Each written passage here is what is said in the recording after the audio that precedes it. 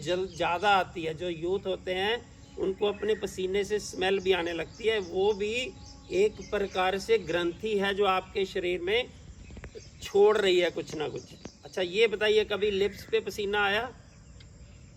नहीं आया ना कभी? कभी किसी ने कहा मेरे यहाँ भी पसीना आता है? ये तो उल्टा सूखते हैं। तो ये चीज़ें हमें कहाँ से ज्ञान मिलेगा? अब हमारा मुंह है, मुंह के अंदर देखिए सेलेवरी ग्लैंड्स बोलते हैं उसे।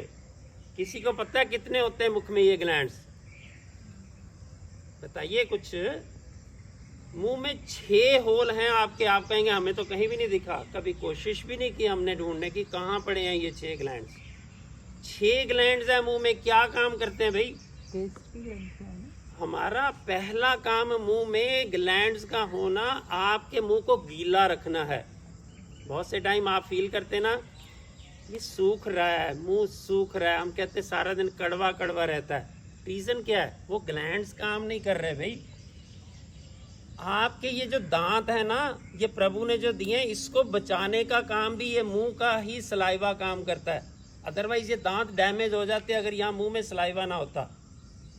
आप भोजन चबाते हैं, सलाइवा उसमें जाता है, वो इसको डाइजेस्टिव सिस्टम में भी कन्वर्ट करता है। आप भोजन जब मुंह में चबा लेते तो अंदर कैसे जाता है? वो भी ये सलाइवा ही अंदर उठा के फेंकता है। हमने कभी ध्यान ही नहीं दिया। इतना बढ़िया सिस्टम 2 जबड़े के नीचे होते हैं। आप कभी फील करेंगे, यहाँ से भी आपको फील होता होगा, पानी आएगा। आपकी जीभ के बिल्कुल दोनों कॉर्नर्स पे 2 होल्स होते हैं और 2 कानों के नीचे होते हैं 6 ग्लैंड्स हमारे मुख के अंदर, जो मुंह में पानी और रस छोड़ते हैं। खुशबू आती है तो भी फीलिंग्स बदलती हैं। आपके मुंह में पानी आके ही आ जाता है, तो ये ग्लैंड्स ही काम करते हैं हमारे शरीर में। ये वो छोटे छोटे ग्लैंड्स हैं जो ऑटोमेटिकली वर्क किए जा रहे हैं। हम सिंहासन करवाते हैं यहाँ पर, हम आपको उज्जाई प्राणायाम करवाते हैं आपको। हम कहते हैं जीवा को ज़्यादा से ज़्यादा बाहर निकालिए। हम कहते हैं ऐसे ही बोल देते हैं निकालिए, हम तो निकाल लिए, हमें तो कोई फ़र्क ही नहीं पड़ा। अरे भाई, जब ऐसे करेंगे तो ये दोनों यानी जीभ के नीचे वाले और कान के नीचे वाले खिंच जाते हैं, इसमें छिद्र जो है वो एक्टिवेट होते हैं। ये वो ग्लैंड्स हैं जो हमारे पाचन में और हमारे शरीर में, शरीर को चलाने में अपनी सहायता करते हैं। अब मैं उन ग्लैंड्स पे जा रहा हूँ जिसे हम डक्टलेस ग्लैंड्स बोलते हैं, जिनके आगे कोई नालियाँ नहीं होती हैं भी बोलते हैं। अब देखिए, एक हमारे शरीर में बिल्कुल मस्तिष्क के बीच में, हमारा शरीर देखिए, यहाँ सर है आपका, जो आपका सर है इसको खोपड़ी बोलते हैं। खोपड़ी बोलते हैं ना, इसको प्रोटेक्शन दी गई है। जैसे यहाँ रिब्स को प्रोटेक्शन है आपके सारे इंपॉर्टेंट ऑर्गन्स को, ऐसे ही खोपड़ी क्या करती है आपके मस्तिष्क को, आपका जो ब्रेन है बीच में जो काम कर रहा है, उसको ये खोपड़ी प्रोटेक्ट करती है। और उस मस्तिष्क के बीच में आपकी सबसे महत्वपूर्ण ग्रंथि है जिससे पिनियल ग्लैंड बोलते हैं। पिनियल याद रखिएगा, आपने सुना होगा, बहुत जगह आपको आता भी होगा। पिनियल और पिट्यूटरी ग्लैंड्स प्रभावित होते हैं। मेटानोलिन नाम का एक ये स्त्राव करता है हार्मोन, और ये हार्मोन क्या करता है? अब देखिए, आपको मैं बोलूँ ऐसे सो जाएं, आपको नींद नहीं आएगी। नहीं आएगी ना। हम जब सोते हैं तो क्या चीज़ें चाहिए होती हैं? कमरा बंद हो, अंधेरा हो, आंखें बंद हो जाएं, तब ये ग्लैंड एक्टिवेट होता है। देखिए ईश्वर ने कैसा बढ़िया सिस्टम बनाया। यानी अंधेरे में जब इस ग्लैंड्स को, जब अंधेरा होगा, बिल्कुल कमरा आपका अंदर बिल्कुल लाइट नहीं आएगी, आप आंखें बंद करेंगे, तब ये ग्लैंड एक्टिवेट होता है। और हम योग में जब आपको सूर्य नमस्कार की पहली गर्दन सहित बजाएं पीछे, तो ये सबसे पहले पिनियल ग्लैंड को ये इफेक्ट करता है। ये बॉडी के, जिसे मास्टर ग्लैंड बोलते हैं, हमारे शरीर का मुख्य ग्लैंड है ये, जिसे पिनियल ग्लैंड बोलते हैं। ये खोपड़ी के मध्य में एक छोटे से मटर के आकार का होता है, आपके मस्तिष्क में, ब्रेन के बीच में होता है। पिट्यूटरी ग्लैंड्स इसके पैरेलली आपकी खोपड़ी के अंदर होता है। हमारे सिर में जो स्कल है, जिससे खोपड़ी बोलते हैं, इसमें ये पिट्यूटरी ग्लैंड फिट है। इसका क्या काम है? इसका काम है जब ये बाकी शरीर के ग्लैंड्स काम नहीं ना करते तो ये अपना काम शुरू करता है, ये रस छोड़ना शुरू करता है। सबसे पहले कहाँ? आपके यहाँ के सिस्टम को, यहाँ भी मैं आऊँगा आपके साथ डिस्कस करूँगा, जिसे थायराइड पैराथायराइड बोलते हैं। तो पिट्यूटरी ग्लैंड्स 4 तरीके से काम करता है हमारे शरीर में। एक तो ये बाकी ग्लैंड्स को एक्टिव रखता है, ये जो रस छोड़ता है बाकी ग्लैंड्स को भी ये रस भेजता है, यानी एक दूसरे से इंटरलिंक्ड हैं ये सारे ग्लैंड्स। तो ये जो ग्लैंड है जब ये एक्टिवेट होता है तो हमारी, देखिए मेरी बहनें ही बैठी हैं सभी, जो हमारी यंग एज में जो हमारी अंदर स्थिति होती है, जिसे हम कहते हैं काम वासना का भी ये एक प्रभावशाली ग्लैंड है। हमारे शरीर में इन चीज़ों से हमारी अंदर काम वृत्तियाँ पैदा होती हैं, ये पिट्यूटरी ग्लैंड से होता है। जब हम आपको बोलते हैं शवासन में लेट जाइए, रिलैक्स हो जाइए, तब भी ये ग्लैंड एक्टिवेट होते हैं, पिनियल और पिट्यूटरी जो ग्लैंड्स हैं। तो ये आज ज़्यादा लंबा डिस्कस नहीं करूँगा, क्योंकि मुझे आपको 2-3 आसन भी करवाने हैं जो इन ग्लैंड्स को कैसे कैसे कहाँ आपको बताया जाएगा। तो नेक्स्ट जो हमारा आता है, अक्सर बोल देते हैं लेडीज़ मुझे थायराइड है जी। मैं गई थी डॉक्टर के, उन्होंने टेस्ट किया, थायराइड है आपको। अब थायराइड है क्या, किसी ने पूछा ही नहीं, सोचा भी नहीं, जाना भी नहीं। तो योग में कैसे इसको प्रभावित करेंगे? आपकी ये जो वोकल कॉर्ड है जिससे मैं बोल रहा हूँ आपको, इसके ऊपर है ये ग्लैंड। थायराइड ग्लैंड जो है वोकल कॉर्ड के बिल्कुल ऊपर है, और इसका कार्य क्या है? हमारे शरीर में जब ये रस छोड़ता है तब इसके द्वारा हमारे शरीर की जो वृद्धि है, कईयों को मोटापा आ जाता है, जो पैराथायराइड है उनका शरीर पतला होने लग जाता है, उनके शरीर में वो रस नहीं पैदा करती। तो थोड़ा सा मैं इसके बारे में आपको जो मैंने नोट किया है, आपको थायराइड पैराथायराइड के बारे में बताना शुरू करूँगा। तो जो वोकल कॉर्ड के ऊपर बिल्कुल स्थित है, पुरुषों के कंपैरेटिवली महिलाओं में ये ग्लैंड थोड़ा बड़ा होता है, तो महिलाओं में ये प्रॉब्लम थायराइड की कंपैरेटिवली ज़्यादा होती है। लेडीज़ के लिए ये जो हम कहते हैं ना फेस बड़ा ग्लो है, बिल्कुल बॉडी एकदम फिट है, यानी जिसे हम कहते हैं एक अच्छा सुंदर सुडौल शरीर, ये थायराइड ग्लैंड्स के कारण ही बनता है हमारे शरीर में। आयोडीन को ये अब्जॉर्ब करता है। आयोडीन जो हम जैसे कहते हैं नहीं नमक खाएं, पहले बहुत होता था आयोडीन वाला नमक लेना है। आ जाइए बैठ जाइए, आप भी आ जाइए प्लीज़। आयोडीन को ये अब्जॉर्ब, आयोडीन क्या काम करती है? हम जो भोजन लेते हैं जी, उसमें फैट्स भी होते हैं, उसमें प्रोटीन्स भी होते हैं, उसमें ग्लूकोज भी होता है, तो ये उसमें से आयोडीन रस निकाल देती है। आप जब भोजन लेते हैं, ये थायराइड ग्लैंड का काम है कि वो आयोडीन जो हम अब्जॉर्ब करते हैं बॉडी में, उस रस को ये निकालता है आयोडीन के द्वारा। थायराइड ग्लैंड जो है अपनी ब्रेन वेन्स को ये सेटल करता है। हाँ जी, कुछ कहना? बैठ जाइए, बैठिए 15 मिनट आधा घंटा बैठिए, आपको अच्छा लगेगा। आपको अच्छा लगे कि जीवा बाहर निकालें, तब भी ये ग्लैंड्स प्रभावित होते हैं। जो इसके विपरीत पैराथायराइड है, इसके बिल्कुल डिफरेंट वर्क्स हैं हमारी बॉडी में। ये उससे बिल्कुल आपके थायराइड ग्लैंड को, पैराथायराइड ग्लैंड जो 2 भागों में होता है ऊपर नीचे, उस ग्लैंड्स को ये प्रेस करता है, उसके ऊपर ढका हुआ होता है। इसके स्त्राव से रक्त में कैल्शियम का नियंत्रण होता है।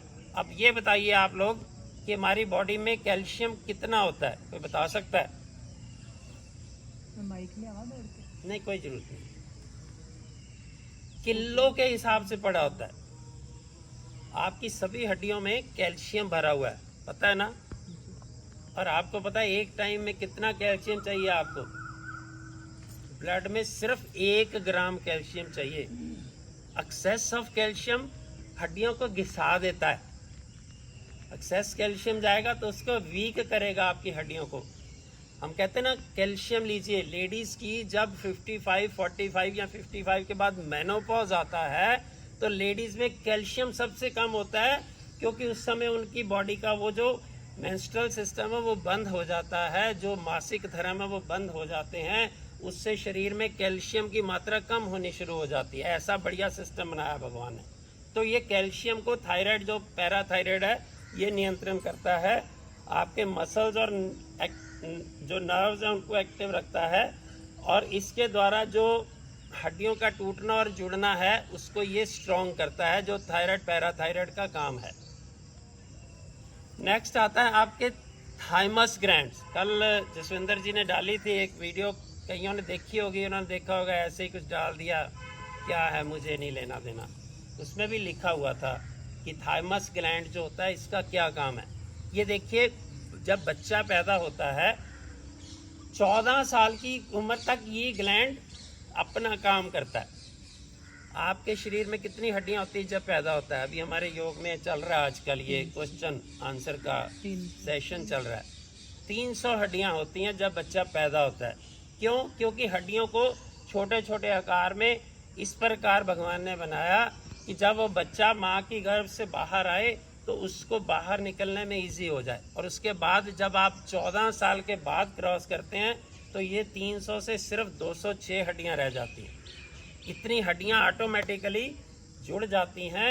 और ये थाइमस ग्लैंड्स का काम है कि 14 साल में ये बच्चे को विकसित करने में ये ग्लैंड काम करता है, जो थाइमस ग्लैंड आपके छाती के बीच में होता है। ये थाइमस ग्लैंड, इस ग्लैंड से जो बच्चा 14 साल तक, आज तो देखिए बहुत इंटरनेट ने खराब कर दिया काम, अदरवाइज कहते थे काम ग्रंथि शांत रहती है।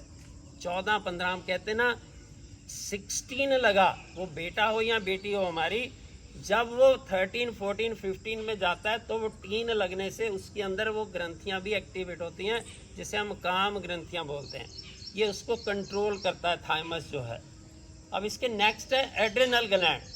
एड्रिनल ग्लैंड इतना महत्वपूर्ण ग्लैंड, 100 से ऊपर हमारे शरीर में बीमारियों को लड़ने में काम करता है। आपके राइट साइड लिवर है जी, इस पे मैं बाद में आ रहा हूँ।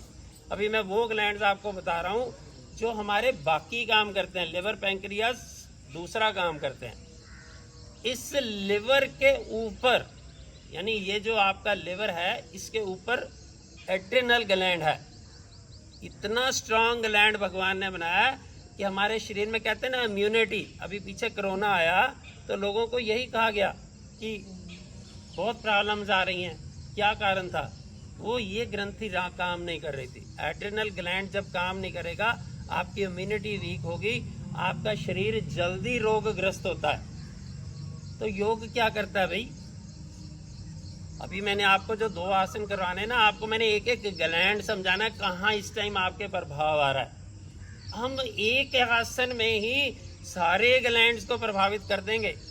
सिर्फ एक ही आसन आप अच्छे तरीके कर लीजिए। कहते हैं ना, एक सूर्य नमस्कार करना सीख लीजिए, अच्छी तरीके स्थितियां बनाइए, सारी ग्रंथियां शरीर की प्रभावित हो जाती हैं। वो आपको जब आगे बीच में आएगा तो वो मैं बताऊंगा। इसके द्वारा गठिया के रोग, जैसे बहुत से लोगों को ना आर्थराइटिस हो जाता है, आज बहुत मिलेंगे आपको, कहेंगे जी जोड़ों में दर्द रहता है, रेडिश हो जाते हैं मेरे छोटे छोटे जॉइंट्स, इस रोग को लड़ता है। इवन कैंसर तक भी कहते हैं कि अगर एड्रिनल ग्लैंड आपका स्ट्रांग है तो कैंसर तक को भी ये इतना स्ट्रांग है, ये एड्रिनल ग्लैंड को हम अगर एक्टिवेट रखें तो। ये तो हमारे वो ग्लैंड्स थे। अब मैं 2 ग्लैंड्स वो बताऊंगा जो महिलाओं में, जिसे हम डिम्ब ग्रंथि बोलते हैं। बहुत ब्रीफ में बताऊंगा, मेरी बहनें ही बैठी हैं सभी। तो डिम्ब ग्रंथि वो ग्रंथि है जो हमारी बेटियों को अपने शरीर को, देखिए ये ग्रंथि इतनी इंपॉर्टेंट है कि अगर बॉडी की प्रॉपर डेवलपमेंट होती है तो वो डिम्ब ग्रंथि से होती है।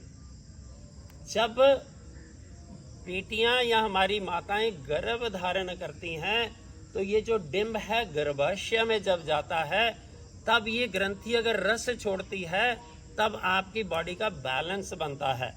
उस समय जो गर्भाशय में, आप देखिए 9 महीने का समय होता है, इतने परिवर्तन होते हैं शरीर में, ये सारा काम इस डिम्ब ग्रंथि का है।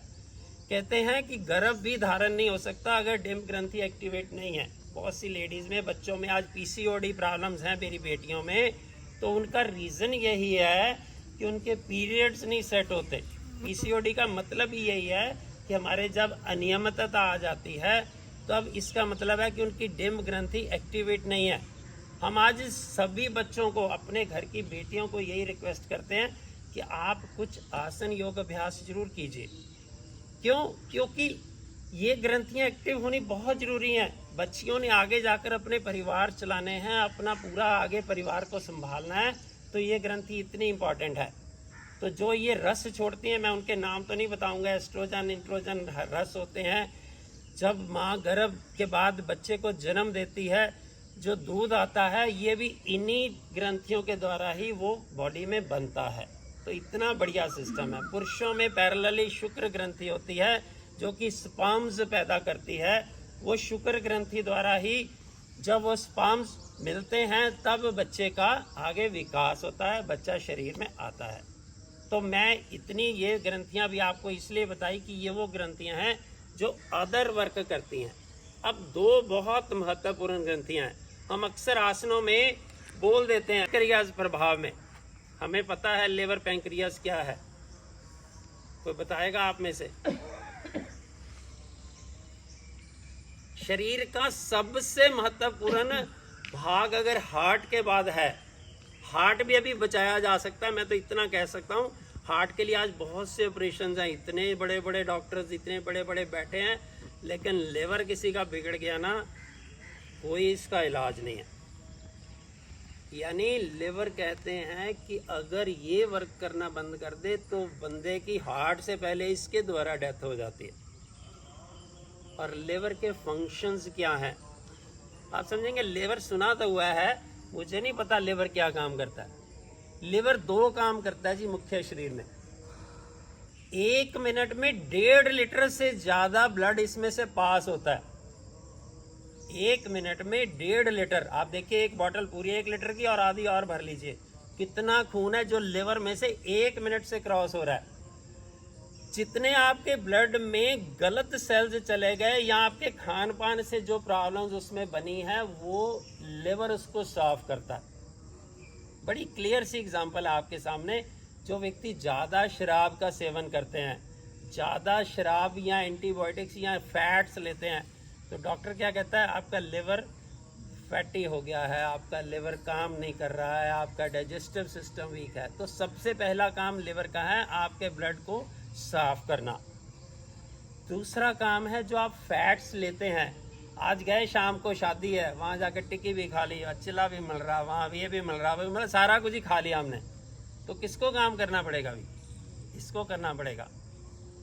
और जिसका ये लिवर वीक हो जाता है ना, वो बंदे को डाइजेस्ट नहीं होता और बहुत क्रॉनिक प्रॉब्लम्स आ रही हैं अगले समय में लिवर के ऊपर। तो डॉक्टर्स खास तौर से कह रहे हैं, क्योंकि अगला समय जो है ना, आज हम जाते हैं डॉक्टर के पास, ये 7 दिन के लिए आप एंटीबायोटिक ले लेना, एक सुबह लेना एक शाम लेना, एक सुबह एक लेना एक शाम लेना, सारा जोर लिवर को लगाना पड़ता है। भाई एंटीबायोटिक अपना काम तो कर रही है जिसके लिए आपको दिया, लेकिन एंटीबायोटिक के साइड इफेक्ट्स बहुत होते हैं। हम कहते नहीं है जी एंटीबायोटिक ले रहे हैं इसलिए भूख मर गई, कहते हैं ना अक्सर। आप आम घरों में होता है, कहते भोजन आजकल मन नहीं करता जी, क्योंकि एंटीबायोटिक खा रहा हूँ ना पिछले 3 दिन से, भूख नहीं लगती। क्यों नहीं लगती भाई? इस लिवर को जोर लगाना पड़ रहा है, ये लगा हुआ है आपके उस एंटीबायोटिक के साइड इफेक्ट्स को खत्म करने में। ये रस कहाँ छोड़ेगा आपके पाचन क्रिया के लिए, आपके भूख लगाने के लिए। 101 किलो 3 ग्राम से 1 किलो 600 ग्राम तक इसका वेट है। हार्ट के बाद ये सबसे बड़ा ऑर्गन है आपके शरीर में, यानी हार्ट सबसे बड़ा है। उसके बाद नेक्स्ट लिवर का साइज आता है, लाल भूरे रंग का होता है। इसके खराब होने के बेसिक रीजंस यही हैं कि एक्सेस ऑफ फैट्स। अगर मेरे पुरुष भाई लोग कुछ ज़्यादा विस्की या इन चीज़ों का, शराब का सेवन करते हैं, वो दूसरा रीज़न है। तीसरा, अगर आपको बहुत सी मेडिसिन लेनी पड़ती हैं, एंटीबायोटिक्स लेने पड़ते हैं, तो लिवर पे सारा इफेक्ट इसी पे आता है। तो 2 काम करता है जी ये। दूसरा काम और देखिए, अब हमारी बहनें या मेरे भाई लोग भी बीच में व्रत रख लेते हैं, हम लोग रखते हैं ना व्रत, तो क्या होता है भाई, आज सुबह से रात तक खाया ही नहीं, तो कौन इसको चलाता है? आपके लिवर में कैपेसिटी है, एक ऊंट को ना पानी पिला दो, उसको 4 दिन रेगिस्तान में चलाते रहो, उसने अंदर प्रिजर्व किया हुआ है अपने पानी को, और उससे वो चलता रहता है। लिवर भी ये काम करता है आपके। आपकी बॉडी में फूड में जो ग्लाइकोजन होते हैं, ग्लाइकोजन मैं बाद में समझाता हूँ, यानी जो ग्लूकोज या आप ऐसी चीज़ें लेते हैं वो लिवर अब्जॉर्व कर लेता है। आपने मान लीजिए 1 दिन भोजन नहीं किया है, तो उसको वो ग्लूकोज में कन्वर्ट करके आपकी बॉडी में लिवर ही भेजता है। उल्टा लिवर और ज़्यादा सहज हो जाता है। हम कहते हैं ना एक दिन व्रत रखिए, एक वीक में एक दिन व्रत रखिए, तो इसका मतलब है कि लिवर को रेस्ट करने दीजिए, इसको ज़्यादा जोर ना लगाने दीजिए। इसके पास इतना ग्लूकोज पड़ा है कि आपका एक दिन का ये काम कर सकता है। सिंपल सादा नींबू पानी ले लीजिए, कोई ऐसे लाइट सी चीज़ ले लीजिए ताकि इसको ज़्यादा जोर ना लगाना पड़े। दूसरा इसके पैरेलल जो है, इसके मैं कुछ रीजंस तो आपको बता दिए। ये पाचन का काम करता है, ब्लड को साफ करने का करता है और ग्लूकोज वगैरह बनाता है। राइट में लिवर है तो लेफ्ट में हमारे पेंक्रियाज हैं। आज भारतवर्ष की 4 से 4.5% पॉपुलेशन डायबिटिक है, पढ़ते होंगे आप।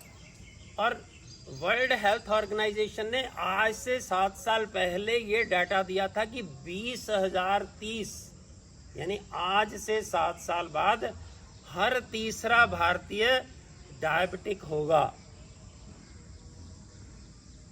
क्यों भाई, ऐसे क्यों कह दिया उन्होंने? ऐसे ही क्यों कह दिया कि हर तीसरा व्यक्ति डायबिटिक होगा? डायबिटीज के रीजंस क्या होते हैं? हम ये कहें कि हम मीठा बहुत खाते थे इसलिए डायबिटिक हुए, नहीं होते भाई। 2 रीजंस होते हैं डायबिटिक होने के। एक तो आपके पीछे मदरहुड से आ रहा है, आपके मदर फादर को किसी को डायबिटिक है तो आप केयरफुल रहिएगा, आपके जीन्स में भी वो आ सकता है। दूसरा जो main reason world health organisation बताती है, स्ट्रेस। आज देखिए बच्चे अपने कहाँ कहाँ बैठे हैं, कितना पैकेज है? 50 लाख का है जी, 1 करोड़ लेता है जी। मेरा तो 70 लाख पे पैकेज पे बैठा है, मेरा तो अमेरिका चला गया, मेरा तो ऑस्ट्रेलिया चला गया, मेरा तो कनाडा बैठा है जी। क्या कर रहा है वहाँ पे भाई? वो स्ट्रेस है, स्ट्रेस स्ट्रेस स्ट्रेस। क्यों? वहाँ जाकर रोटी भी कमानी है, पैसे भी कमाने हैं। पापा ने पीछे से 25 लाख का 40 लाख का लोन लिया था, मुझे बाहर भेजा, वो पैसे भी पापा को भेजने हैं, तो कितना स्ट्रेस है। सोच सकते हैं हम लोग? नहीं। हम कहते ठीक है, बड़ा एंजॉय कर रहा है जी, मेरा बेटा सेट है, मैं फ्री हूँ यहाँ पर, मेरे दोनों बच्चे बाहर चले गए। तो 2030 तक अगर उन्होंने डाटा दिया है तो उनको सब कैलकुलेशन होती है वर्ल्ड हेल्थ ऑर्गेनाइजेशन को कि स्ट्रेस कितना बढ़ने वाला है। अब स्ट्रेस में आप कहेंगे जी फिर स्ट्रेस में क्यों हो जाता है ये? तो ये जो आपकी लेफ्ट साइड में आपकी पैंक्रियाज है ना, जिसका भी मैं वर्णन करने लगा हूँ, ये ऐसी ग्रंथि है जो 2 प्रकार के रस छोड़ती है। एक तो ये पाचक रस देती है जी, इसके 2 भाग हैं। इसकी एक नाली सी भी बनी होती है जो आपकी अमाशय से साथ जुड़ी होती है। आपके लेफ्ट साइड आपका ये एक थैली है जी भोजन की, जिसमें आप भोजन लेते हैं ना, वो यहाँ जाकर उस थैली में चला जाता है। इसके साथ ही लेफ्ट में वो आपकी पैंक्रियाज, जिसे हम अग्नाशय भी बोलते हैं हिंदी में, वो जुड़ी होती है। इस अग्नाशय इसमें रस डालती है। अब वो रस क्या करता है? इस भोजन को टुकड़े टुकड़े जो आपने मुंह द्वारा कर दिया, इसमें सलाइवा डाल के इसको पेट में भेज दिया, वो अग्नाशय जो उसमें रस छोड़ता है उसको वो डाइसेक्ट कर देता है। क्या निकालता है उसमें से? सबसे पहले उसमें से वो ग्लूकोज निकालता है, फिर उसमें से वो प्रोटीन्स और सारे फैट्स मिनरल्स निकालता है। फोकस को वो आगे धकेल देता है, जो आपकी आंतड़ियों में चला जाता है, वो मल द्वारा सुबह क्लियर हो जाता है। लेकिन ये जो ग्लूकोज निकाला है, इस ग्लूकोज को कहाँ ले जाना है भाई? ग्लूकोज ने आगे जाकर आपके मसल्स हैं, यहाँ भी मसल्स, यहाँ भी मसल्स, यहाँ भी मसल्स, यहाँ मसल्स, यहाँ मसल्स, पीठ में मसल्स, इन सभी मसल्स को इस इंसुलिन ने खोलना है। ये जो ग्लूकोज इसने बनाया है एक रस ने, वो ग्लूकोज जब बॉडी में एब्जॉर्ब नहीं होगा तो क्या होगा? ब्लड में शुगर बढ़ जाएगी। शुगर बढ़ जाएगी तो कहेंगे जी शुगर हो गई है, डायबिटीज हो गई है। रीजन क्या हुआ कि यहाँ इंसुलिन नहीं बनी। ये क्यों नहीं बनी भाई? क्योंकि हम स्ट्रेस में हैं। वहीं आ जाता हूँ जहाँ से मैंने शुरू किया था कि हर तीसरा व्यक्ति इंडिया में अगर डायबिटिक होने का उन्होंने डाटा दिया है तो रीज़न यही है। एक तो हम लोग वैसे ही 60-70s में पहुँच जाएंगे, जो आज 40-45-50 वाले हैं, उस एज में ज़्यादा चांसेस होते हैं। दूसरा, हम खान पान अपना ख़राब कर रखा है सभी ने। आज क्या खाते हैं हम लोगों को पता ही है। तीसरा, हम योग करना ही नहीं चाहते। ਇਹ ਵਿਹਲੇ ਆ ਸਵੇਰੇ ਸਵੇਰੇ 5 ਵਜੇ ਉੱਠ ਕੇ ਚਲੇ ਜਾਂਦੇ ਆ। ਆਰਾਮ ਤੇ ਉਦੋਂ ਹੀ ਮਿਲਦਾ ਜੀ, ਸਵੇਰੇ ਹੀ ਤੇ ਨੀਂਦ ਆਂਦੀ, ਰਾਤੀ 1:30-2 ਵਜੇ ਤੱਕ ਤੇ ਸੋਈਦਾ। 1-1:30 ਵਜੇ ਨੀਂਦ आती है, 4-5 बजे तुम उठा दोगे, दिमाग खराब है मेरा, मैं नहीं जाना। योग करना ही नहीं पसंद करते हम लोग।